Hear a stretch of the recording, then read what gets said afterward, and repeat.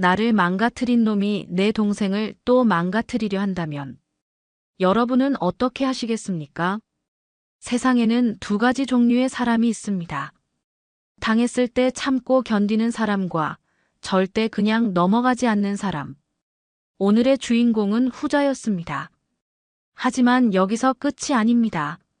만약 당신이 과거의 아픔을 딛고 새로운 삶을 살고 있는데 그 모든 악몽이 가장 소중한 사람에게 다시 반복된다면, 더군다나 그 가해자가 동일한 인물이라면, 이번에는 다르다.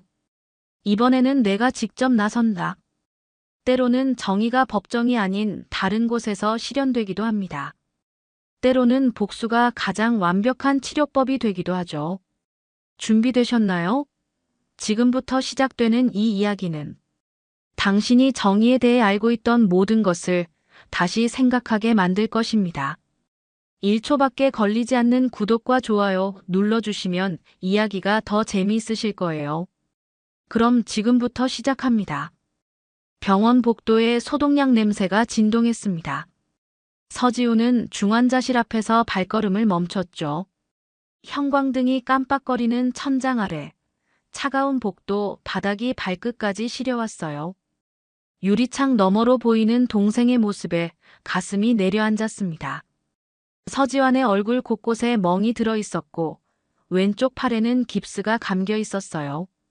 평소 온화했던 동생의 얼굴이 이렇게 일그러져 있는 모습을 보니 심장이 쪼그라드는 것 같았습니다. 형 지환이 희미하게 눈을 떴어요.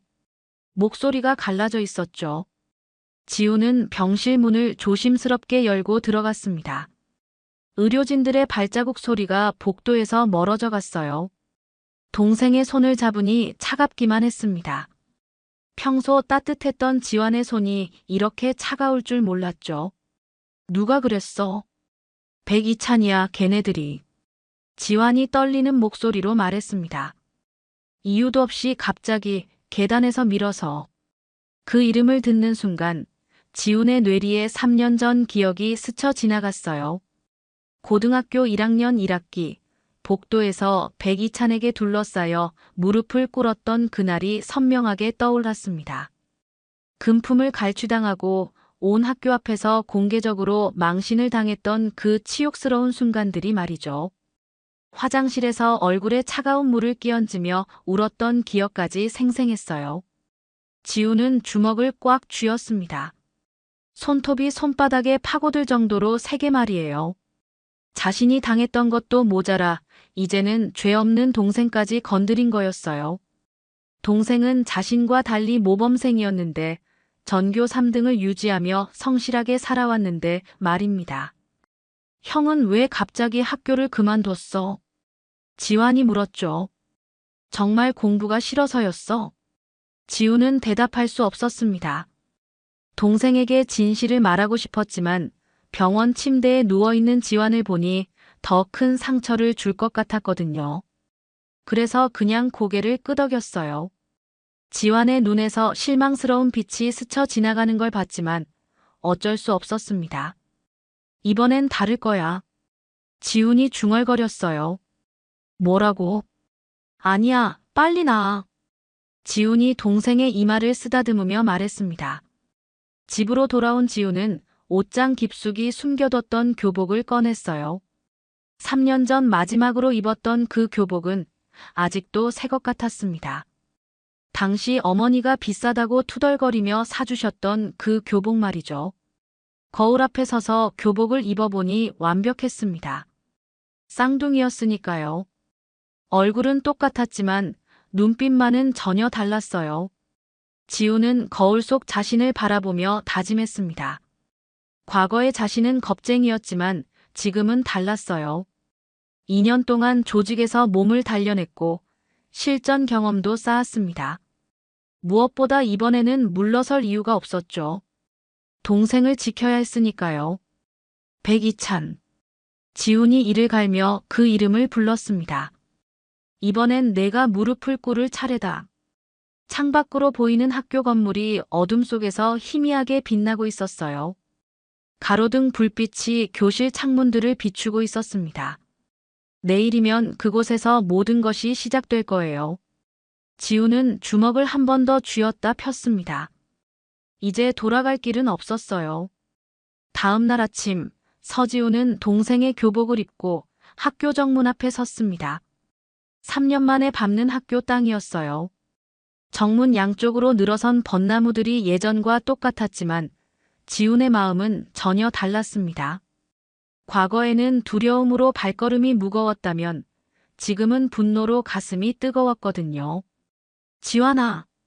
같은 반 친구들이 반갑게 손을 흔들었습니다. 어제 무슨 일이야? 갑자기 아프다고 하더니.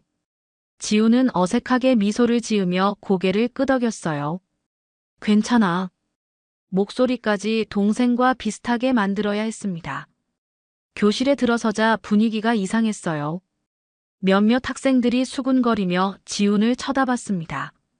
지환이 눈빛이 좀 다른 것 같지 않아? 뭔가 분위기가 바뀐 느낌인데. 담임 선생님도 지훈을 유심히 바라봤지만 별다른 말은 하지 않았어요. 그저 몸은 괜찮니? 라고 물었을 뿐이었죠. 지훈은 네, 괜찮습니다라고 대답했습니다. 점심시간이 되자 지훈은 본격적으로 움직이기 시작했어요.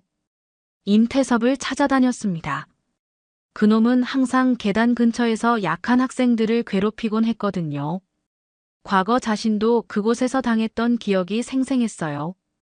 3층 계단에서 드디어 임태섭을 발견했습니다. 예상대로 1학년 후배 하나를 벽에 밀어붙이고 있었어요. 야, 용돈 좀 빌려달라고 했지. 임태섭이 비웃으며 말했습니다. 또 깜빡했어. 후배는 떨리는 손으로 지갑을 꺼내고 있었어요. 얼굴이 새하얗게 질려 있었습니다. 바로 3년 전 자신의 모습이었죠. 웃기지 마라 지훈이 차가운 목소리로 말했습니다. 누가 누구를 밀어? 임태섭이 뒤돌아봤어요. 지환이.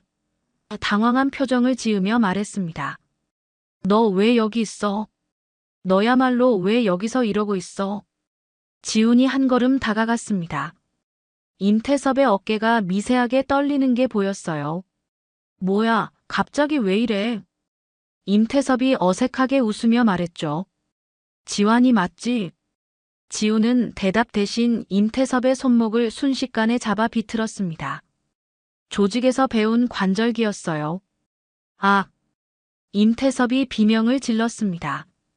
이건 시작일 뿐이야. 지훈이 임태섭의 귀에 속삭였어요. 앞으로 더 재미있을 거야. 주변에 있던 학생들이 모두 얼어붙었습니다. 평소 온순했던 서지환이 갑자기 이런 모습을 보이니 모두가 당황한 거였어요. 1학년 후배는 그 틈에 급히 계단을 내려갔습니다. 야야, 놓아. 임태섭이 발버둥쳤지만 지훈의 힘은 상상보다 훨씬 강했어요. 다음부터는 약한 애들 건드리지 마. 지훈이 손목에 더 힘을 주며 말했습니다. 알았어. 알았어. 임태섭이 신음하며 대답했어요. 지훈이 손을 놓자 임태섭은 손목을 부여잡고 계단을 급히 내려갔습니다. 뒤도 돌아보지 않고 말이에요. 교실로 돌아온 지훈을 바라보는 학생들의 시선이 달라져 있었어요. 누군가 벌써 소문을 퍼뜨린 것 같았습니다. 지환이가 임태섭을 제압했다더라. 정말 지환이 맞나? 지훈은 창밖을 바라보며 미소를 지었어요. 이제 시작이었습니다. 며칠이 지나자 학교 분위기가 미묘하게 변하기 시작했어요. 임태섭이 갑자기 조용해졌고 평소 약한 학생들을 괴롭히던 모습도 사라졌습니다. 복도에서 마주쳐도 지훈의 눈치를 보며 고개를 숙이고 지나갔어요. 하지만 지훈의 진짜 목표는 따로 있었습니다. 바로 노강민이었죠. 노강민은 유도부 출신으로 덩치가 크고 무뚝뚝한 성격이었어요. 백이찬의 명령을 받아 직접 폭력을 행사하는 역할을 맡고 있었습니다. 과거 지훈도 그의 주먹에 당한 적이 있었죠. 그때의 아픔이 아직도 생생했어요. 갈비뼈가 부러질 것 같은 고통과 함께 바닥에 쓰러졌던 그 굴욕감을 잊을 수 없었습니다. 점심시간, 지우는 급식실 뒤편을 향해 걸었어요. 그곳은 교사들의 시선이 닿지 않는 사각지대였습니다.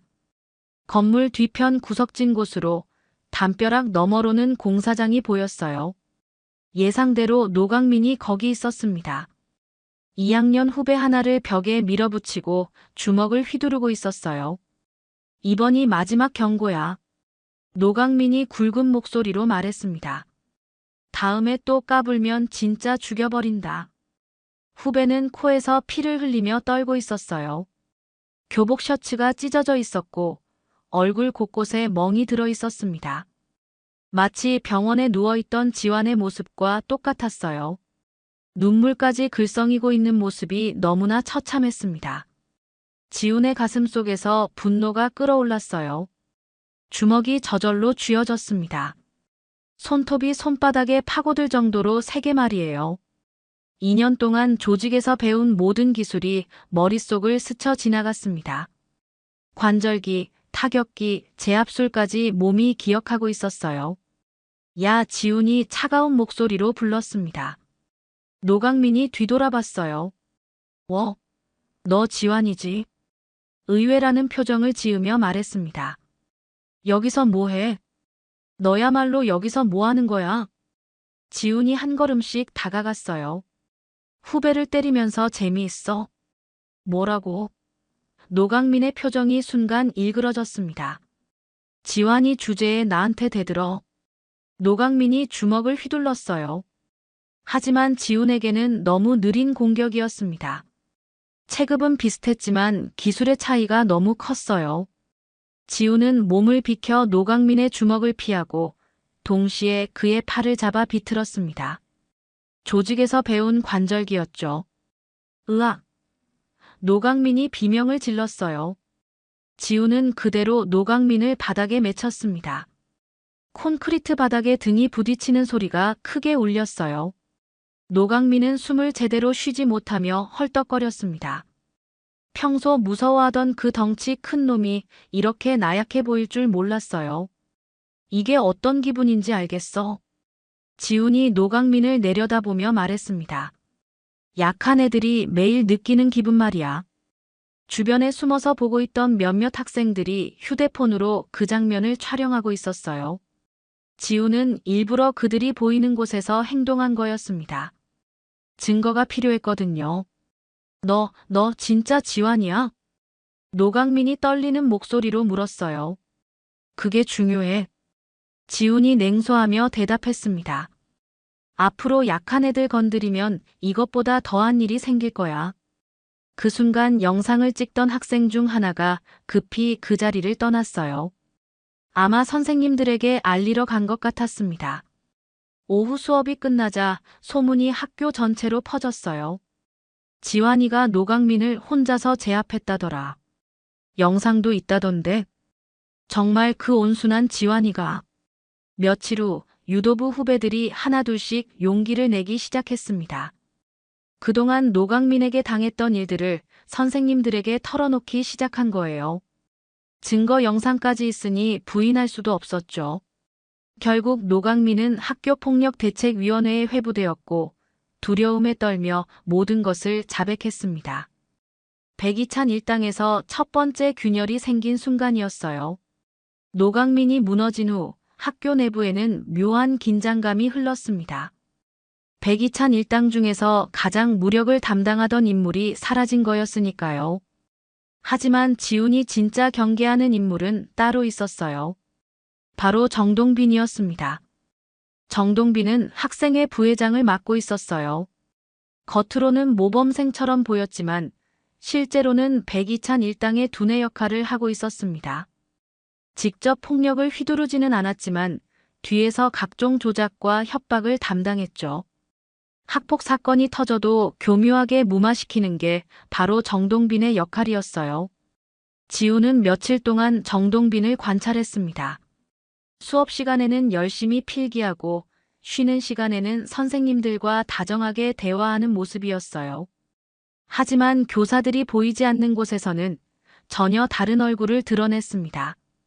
노강민 때문에 분위기가 이상해졌어. 정동빈이 백이찬에게 속삭였어요.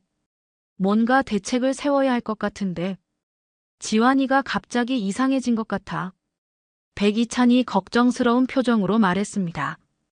예전이랑 완전히 달라. 내가 알아보고 있어. 정동빈이 음흉한 미소를 지으며 대답했어요. 곧 해결책이 나올 거야. 지우는 그들의 대화를 듣고 행동에 나섰습니다.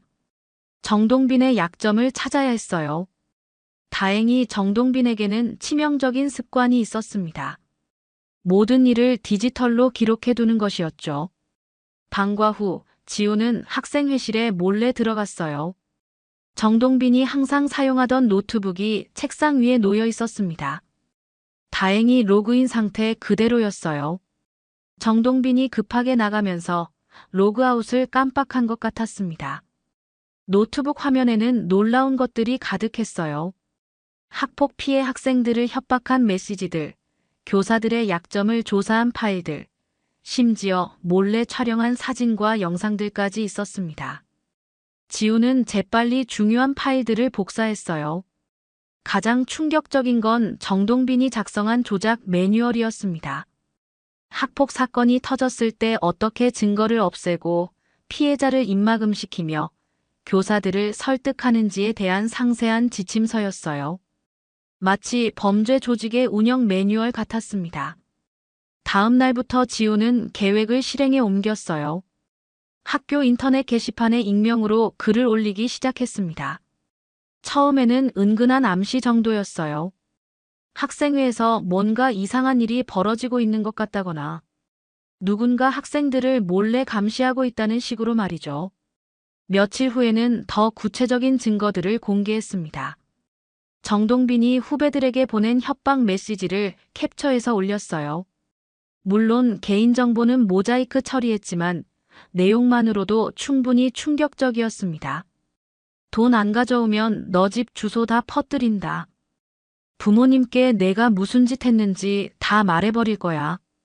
선생님들도 내 편이니까 신고해봤자 소용없어. 학생들 사이에서 분노가 일기 시작했어요. 그동안 정동빈을 믿고 따랐던 학생들조차 배신감을 느꼈습니다. 학생의 게시판에는 항해 글들이 쏟아졌고 정동빈을 규탄하는 목소리가 높아졌어요. 학생회장이 직접 정동빈을 찾아왔습니다. 동빈아, 이게 다 사실이야? 아니에요. 누군가 저를 함정에 빠뜨리려고 정동빈이 당황하며 변명했지만 증거가 너무 명확했어요. 사퇴 섰어. 학생회장이 차가운 목소리로 말했습니다. 더 이상 학생회에 있을 수 없어. 교사들도 정동빈을 피하기 시작했어요. 그동안 믿고 의지했던 교사들마저 등을 돌린 겁니다. 정동빈은 절망에 빠져 교장실로 뛰어갔어요. 교장 선생님, 지환이가 이상해요. 분명히 누군가 조작한 거예요. 하지만 교장도 이미 여론의 눈치를 보고 있었습니다. 증거가 이렇게 명확한데 뭘 어쩌라는 거야? 결국 정동빈은 스스로 자퇴서를 제출할 수밖에 없었어요. 백이찬 일당의 두 번째 인물이 무너진 순간이었습니다. 정동빈까지 무너지자 학교 분위기가 완전히 바뀌었습니다. 그동안 백이찬 일당에게 억눌려 살던 학생들이 조금씩 목소리를 내기 시작했어요. 복도에서 만나는 학생들의 시선도 달라졌습니다. 두려움 대신 희망이 보이기 시작한 거였죠. 하지만 백이찬은 달랐어요. 측근들이 하나씩 사라지는 상황을 지켜보며 점점 의심이 깊어졌습니다. 평소 온순했던 서지환이 갑자기 이렇게 변할 리가 없다고 생각했거든요. 뭔가 이상해. 백이찬이 혼잣말을 했습니다. 지환이가 아니야. 분명히. 체육 시간이었어요. 지우는 체육관 한쪽에서 농구공을 혼자 튕기고 있었습니다. 일부러 백이찬의 시선을 끌기 위해서였죠. 예상대로 백이찬이 다가왔어요. 야, 지환아. 백이찬이 조심스럽게 불렀습니다. 지훈이 고개를 들었어요. 그 순간 두 사람의 눈이 마주쳤습니다. 3년 전 그날의 기억이 선명하게 되살아났어요. 백이찬이 자신을 내려다보며 비웃던 그 눈빛, 무릎을 꿇게 만들었던 그 오만한 표정이 말이죠. 지훈의 눈에서 차가운 분노가 흘러나왔습니다. 3년 동안 쌓인 원한이 그대로 드러난 거였어요. 백이찬은 그 눈빛을 보고 몸이 굳었습니다. 너. 백이찬이 떨리는 목소리로 말했어요. 눈빛이 다르잖아. 뭐가? 지훈이 무표정하게 대답했습니다. 지환이는 그런 눈을 하지 않아. 백이찬이 한 걸음 뒤로 물러섰어요. 너 누구야? 지훈은 농구공을 바닥에 한 번 더 튕겼습니다. 탕 하는 소리가 체육관에 울렸어요. 난 널 기억해. 넌 나 몰라도 돼. 그 말을 남기고 지훈은 자리를 떠났습니다. 백이찬은 그 자리에 서서 한동안 멍하니 지훈의 뒷모습을 바라봤어요. 수업이 끝난 후 백이찬은 급히 교무실로 향했습니다. 담임 선생님에게 서지환의 과거 자료를 보여달라고 했어요. 갑자기 왜? 선생님이 의아해했지만 학생회장이었던 백이찬의 부탁을 거절할 수는 없었습니다. 백이찬은 지환의 입학 당시 사진을 유심히 들여다봤어요. 그리고 3년 전 1학년 때 학급 단체 사진도 찾아봤습니다. 그때 중퇴했던 학생들의 명단도 함께 확인했어요. 서지훈. 백이찬이 중얼거렸습니다. 그 이름이 명단에 있었어요. 집으로 돌아온 백이찬은 인터넷으로 더 자세히 조사했습니다. SNS를 확인해 보니 서지환에게는 쌍둥이 형이 있다는 걸 알아냈어요. 그리고 그 형이 바로 3년 전 자신이 괴롭혔던 서지훈이라는 것도 말이죠. 모든 퍼즐이 맞춰지는 순간이었습니다. 갑자기 변한 성격, 달라진 눈빛, 강해진 체력까지 모든 게 설명되었어요. 쌍둥이, 그래서 그랬구나. 백이찬의 얼굴이 새하얗게 질렸습니다. 그는 3년 전 서지훈에게 했던 일들을 하나하나 떠올렸어요. 금품 갈취, 폭행, 공개망신까지 모든 걸 기억했습니다. 그리고 그 형이 지금 복수를 위해 돌아왔다는 사실도 깨달았어요. 미친, 진짜 미친 거 아니야? 백이찬이 방 안을 서성거렸습니다. 손이 덜덜 떨렸어요. 노강민과 정동빈이 무너진 것도 우연이 아니었습니다. 모든 게 계획된 복수였던 거예요. 그리고 다음 차례는 분명히 자신일 것이라는 걸 알았습니다. 백이찬은 그날 밤 잠을 이루지 못했어요. 악몽 속에서 서지훈의 차가운 눈빛이 계속 따라다녔습니다. 3년 전에는 자신이 가해자였지만 이제는 입장이 완전히 뒤바뀐 거였어요. 어떻게 하지? 어떻게 해야 하지? 백이찬이 이불을 뒤집어 쓰고 중얼거렸습니다. 공포가 밀려왔어요. 지금까지 학교에서 무소불위의 권력을 휘둘렀던 백이찬에게는 처음 느끼는 감정이었습니다. 이제 사냥당하는 쪽이 된 거였죠. 백이찬이 자신의 정체를 알아챈 지 며칠이 지났습니다. 지훈은 이제 마지막 단계로 넘어갈 때가 되었다고 판단했어요. 진짜 목표는 백이찬이 아니라 그 뒤에 숨어 있는 더 큰 악이었으니까요. 바로 교장 백성만이었습니다. 점심시간, 지훈은 보건실로 향했어요. 3년 전 마지막 날, 자퇴서를 제출하고 울고 있던 자신을 위로해준 유일한 어른이 있었습니다. 바로 최윤정 보건교사였죠. 보건실 문을 두드리자 익숙한 목소리가 들려왔어요. 들어와. 최윤정 교사는 지훈을 보자마자 깜짝 놀랐습니다. 어머, 지환이 아니지. 선생님이 알아보시네요. 지훈이 씁쓸하게 미소를 지었어요. 눈빛이 다르거든. 최윤정이 의자에서 일어나며 말했습니다. 그때 그 아이와 똑같은 눈이야. 지훈이지.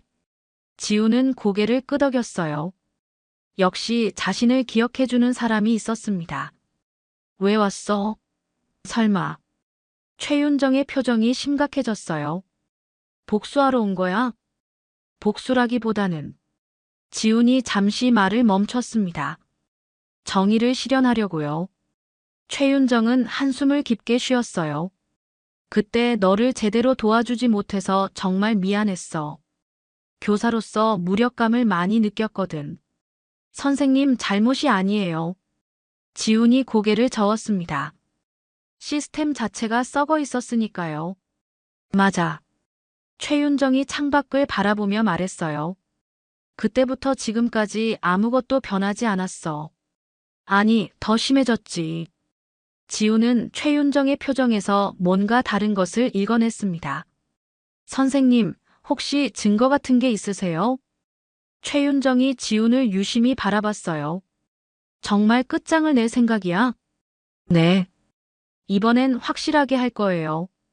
최윤정은 한동안 고민하는 듯 했습니다. 그러다가 보건실 구석에 있는 파일 캐비닛으로 걸어갔어요. 맨 아래 서랍을 열고 숨겨진 봉투를 꺼냈습니다. 3년 전부터 조금씩 모아둔 거야. 최윤정이 봉투를 지훈에게 건네며 말했어요. 언젠가는 써야 할 때가 올 것 같아서. 봉투 안에는 놀라운 자료들이 들어 있었습니다. 교장실에서 이루어진 학폭 무마회의 녹음 파일, 증거인멸을 지시하는 교장의 메모, 교사들에게 입막음을 시키는 문서들까지 있었어요. 가장 충격적인 건 CCTV 백업 파일이었습니다. 학교 측에서는 삭제했다고 했지만 최윤정이 몰래 복사해둔 원본이 있었던 거예요. 3년 전 지훈이 당했던 순간부터 최근 지환이 계단에서 밀린 장면까지 모든 게 기록되어 있었습니다. 이걸 어떻게? 지훈이 떨리는 목소리로 물었어요. 보건교사는 응급 상황에 대비해서 CCTV 접근 권한이 있거든. 최윤정이 설명했습니다. 그리고 교장실 옆이 보건실이라서 많은 대화를 들을 수 있었어. 또 다른 파일에는 교사들의 증언이 기록되어 있었어요. 학폭을 목격했지만 교장의 압력으로 입을 다물 수밖에 없었던 교사들의 진술서였습니다. 최윤정이 몰래 받아둔 거였죠. 왜 이런 위험한 일을 하셨어요? 지훈이 물었습니다. 교사 양심 때문이야. 최윤정이 답했어요. 내가 지켜야 할 건 교장이 아니라 학생들이거든. 지훈은 자료들을 하나하나 살펴봤습니다. 이 정도면 교장을 완전히 무너뜨릴 수 있을 것 같았어요. 더 이상 은폐나 조작도 불가능할 정도로 명확한 증거들이었습니다. 교장은 처음부터 모든 걸 알고 있었어요. 최윤정이 분노에 찬 목소리로 말했습니다. 아들을 보호하기 위해서라면 뭐든 할 수 있는 사람이야. 이제 끝장낼 수 있겠네요. 지훈이 자료들을 소중히 가슴에 안으며 말했어요. 조심해. 교장은 생각보다 훨씬 교활한 사람이야. 최윤정이 걱정스러운 표정으로 당부했습니다. 지훈은 보건실을 나서며 마음속으로 다짐했습니다. 이제 정말 마지막 전쟁이 시작될 거라고 말이에요. 다음 날 아침, 지훈은 평소보다 일찍 학교에 도착했습니다. 오늘이 마지막 날이 될 거라는 걸 알고 있었어요. 가방 안에는 최윤정 교사에게서 받은 모든 증거 자료들이 들어 있었습니다. 방송실로 향하는 길, 지훈의 심장이 빠르게 뛰었어요. 3년 전 무릎을 꿇었던 그 복도를 지나며 당시의 기억이 선명하게 떠올랐습니다. 하지만 이번에는 달랐어요. 이번에는 자신이 모든 걸 끝낼 차례였거든요. 방송실 문은 다행히 열려 있었습니다. 점심시간 방송을 준비하던 방송부 학생이 잠깐 자리를 비운 사이였어요. 지훈은 재빨리 준비해온 USB를 컴퓨터에 꽂았습니다. 정오가 되자 점심시간 방송이 시작되었어요. 평소라면 가벼운 음악이나 학교 소식이 나올 시간이었죠. 하지만 오늘은 달랐습니다. 안녕하십니까? 지훈의 목소리가 전교에 울려 퍼졌어요. 이건 한 명의 형제가 바친 증언입니다. 교실마다 웅성거리는 소리가 들렸습니다. 학생들이 스피커를 향해 고개를 돌렸어요. 3년 전 한 학생이 학교 폭력에 못 이겨 자퇴했습니다. 그리고 최근 그의 동생이 같은 가해자들에게 똑같은 피해를 입었죠. 교내 모든 TV 화면이 갑자기 바뀌었습니다. 지훈이 미리 해킹해 놓은 시스템이 작동한 거였어요. 화면에는 노강민이 후배를 폭행하는 장면이 나타났습니다. 학생들이 숨을 죽이며 화면을 바라봤어요. 생생한 폭력 장면에 많은 학생들이 충격을 받았습니다. 이어서 정동빈의 협박 메시지들이 화면에 떴어요. 돈 안 가져오면 너 집 주소다 퍼뜨린다는 문자와 함께 음성 파일도 재생되었습니다. 정동빈의 목소리가 교실마다 울려 퍼졌죠. 학생회에서 이런 일이 벌어지고 있었다니. 한 학생이 중얼거렸어요. 임태섭이 약한 학생들을 조롱하며 괴롭히는 영상도 나왔습니다. 계단에서 후배를 밀어뜨리는 장면에서는 여학생들이 비명을 질렀어요. 그리고 가장 충격적인 장면이 등장했습니다. 백이찬이 일당들에게 지시를 내리는 음성이었어요. 지환이 계속 까불면 확실하게 정리해. 교무실에서 이 방송을 듣던 선생님들이 모두 얼어붙었습니다. 백이찬이 과거 서지훈 사건에도 관련되어 있었다는 게 드러난 거였거든요. 마지막으로 가장 결정적인 영상이 나왔습니다. 교장실에서 촬영된 CCTV 영상이었어요. 교장 백성만이 학폭 관련 서류에 사인하면서 하는 말이 그대로 녹음되어 있었습니다. 그냥 조용히 보내자. 어차피 증거도 없고 CCTV도 삭제했으니까. 아들 일이니까 당연히 덮어야지. 학교 이미지도 생각해야 하고. 교장의 목소리가 전교에 울려 퍼지자 완전한 정적이 흘렀어요.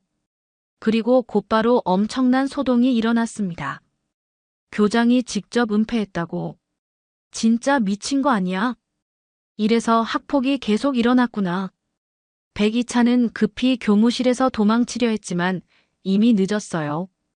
방송을 듣고 달려온 학부모들과 교육청 관계자들이 학교 입구를 막고 있었거든요. 언론사 기자들까지 몰려들어 카메라를 들이댔습니다. 학생, 잠깐만. 기자가 백이찬에게 마이크를 들이밀었어요.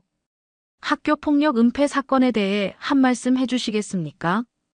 백이찬은 아무 말도 할 수 없었습니다. 얼굴이 새하얗게 질린 채로 그 자리에서 주저앉았어요. 교장실에서는 백성만이 서랍을 뒤지며 증거 자료들을 없애려 했지만 이미 모든 게 공개된 상황이었습니다.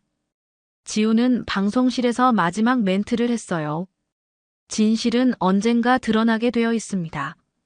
이제 정의가 실현될 것입니다. 며칠 후 학교는 완전히 뒤바뀌어 있었습니다. 교장 백성만은 직위해제되었고 백이찬과 임태섭은 전학 조치되었어요. 교육청에서 특별조사팀이 파견되어 학교 전체를 점검하고 있었습니다. 언론에서도 연일 이 사건을 다뤘죠. 지우는 병원으로 향했어요. 지환이 퇴원하는 날이었거든요. 며칠 전 방송 이후로 동생과 제대로 대화를 나누지 못했었습니다. 이제는 모든 진실을 말해야 할 때가 온 것 같았어요. 병원 복도에서 지환과 마주쳤습니다. 깁스는 풀렸지만 아직 얼굴에 멍자국이 남아 있었어요. 지환은 지훈을 보자마자 복잡한 표정을 지었습니다. 형. 지환이 조심스럽게 말했어요. 그동안 형이 학교에 다녔던 거야? 지훈은 고개를 끄덕였습니다. 더 이상 숨길 이유가 없었어요. 왜 말 안 했어? 지환의 목소리에 서운함이 묻어났습니다. 3년 전에도 진짜 이유를 말해주지 않았잖아. 말해봤자 내가 더 힘들어질까봐. 지훈이 솔직하게 대답했어요. 너는 나와 달리 공부도 잘하고 꿈도 뚜렷했으니까. 지환의 눈에 눈물이 글썽거렸습니다. 형이 그런 일을 당했는데 나는 몰랐어. 형을 오해하고 원망하기까지 했어. 내 잘못이 아니야. 지훈이 동생의 어깨에 손을 올렸어요. 나도 말하지 못한 게 잘못이었어. 복도 한가운데서 두 형제는 서로를 바라봤습니다. 같은 얼굴이지만 다른 인생을 살아온 시간들이 느껴졌어요. 지훈의 눈에는 3년간 겪은 거친 세상의 흔적이 있었고 지환의 눈에는 아직 순수함이 남아 있었습니다. 미안해. 지훈이 먼저 말했어요. 혼자 해결하려고 했어. 형도 미안해. 지환이 눈물을 훔치며 대답했습니다. 형을 이해하려고 노력하지 않았어. 두 형제는 그렇게 복도에서 껴안았어요. 3년 동안 쌓인 오해와 서운함이 모두 녹아내리는 순간이었습니다. 이제 어떻게 할 거야? 지환이 물었어요. 원래 계획대로 대학에 갈 거야. 지훈이 답했습니다. 사회체육과에서 체육교사가 되고 싶어. 좋은 생각이야. 지환이 미소를 지었어요. 나도 할 일이 생겼어. 지환은 학교로 돌아간 후 학교폭력 방지 동아리를 만들었습니다. 그동안 피해를 당했던 학생들이 하나둘씩 참여하기 시작했어요. 더 이상 이런 일이 반복되지 않도록 예방 활동을 하는 것이 목표였습니다. 형 덕분에 학교가 많이 바뀌었어. 지환이 지훈에게 말했어요. 이제 애들이 두려워하지 않고 신고할 수 있게 됐어. 지훈은 검정고시 성적으로 체육대학에 지원했습니다. 면접에서 자신의 경험을 솔직하게 털어놓았어요. 학교폭력 피해자에서 가해자들을 제압한 경험, 그리고 앞으로 교육자가 되어 학생들을 보호하고 싶다는 꿈까지 말이죠. 흥미로운 경험이네요. 면접관이 말했습니다. 그 경험이 앞으로 교사가 되는데 어떤 도움이 될 것 같나요? 피해자의 마음을 이해할 수 있습니다. 지훈이 자신 있게 대답했어요. 그리고 가해자들의 심리도 알기 때문에 예방할 수 있을 것 같습니다. 몇 달 후, 지훈은 대학 합격 통지서를 받았습니다. 지환도 모의고사에서 전교 1등을 했어요. 두 형제 모두 각자의 길에서 최선을 다하고 있었습니다. 어느 저녁 두 형제는 함께 산책을 나갔어요. 예전에 다니던 학교 앞을 지나게 되었습니다. 많이 바뀌었네. 지훈이 학교를 바라보며 말했어요. 응. 이제 웃음소리가 많이 들려. 지환이 답했습니다. 두 형제는 같은 얼굴이었지만 서로 다른 삶을 살아왔습니다. 하나는 거친 세상에서 단련되었고 다른 하나는 순수함을 지켜왔어요. 하지만 이제는 같은 목표를 향해 걸어가고 있었습니다. 정의를 실현하는 것, 약한 사람들을 보호하는 것, 그리고 더 나은 세상을 만드는 것이었죠. 석양이 지는 하늘 아래 두 형제의 그림자가 길게 늘어져 있었습니다. 같은 모양이지만 서로 다른 방향을 바라보고 있는 그림자처럼 이들도 각자의 방식으로 세상을 바꿔나갈 것이었습니다. 오늘 이야기 어떠셨나요? 구독과 좋아요는 이미 하셨을 테니 시청자님의 의견을 댓글로 달아주세요. 항상 건강하시고 행복하세요.